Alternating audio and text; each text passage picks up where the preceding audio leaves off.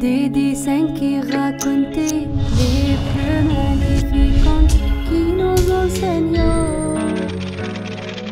de l'école.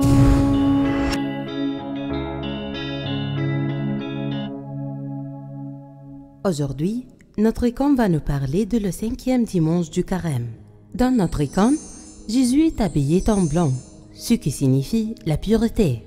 Aussi, il est vêtu encore en rouge, parce qu'il est roi. Il est auréolé de cercles lumineux avec une croix, car il est le Dieu de la sainteté.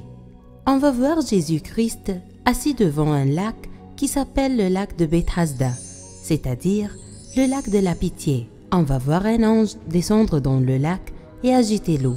Celui qui y descend le premier est guéri. Plutôt, c'est pour cela il y a beaucoup de gens malades autour du lac.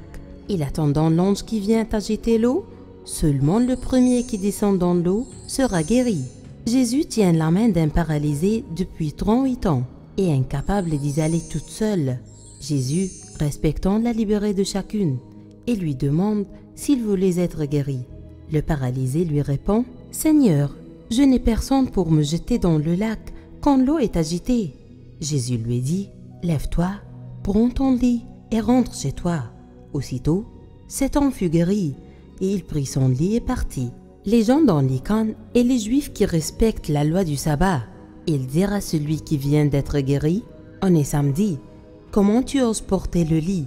L'homme répondit « C'est l'ordre de celui qui m'a guéri. » « Qui est l'homme qui t'a guéri ?» Il répond « Je ne le sais pas. » C'est le temple dans lequel Jésus le trouva et lui dit qu'il a été guéri et qu'il ne doit pas pécher, c'est-à-dire que Jésus l'a guéri de sa paralysie corporelle et aussi du péché.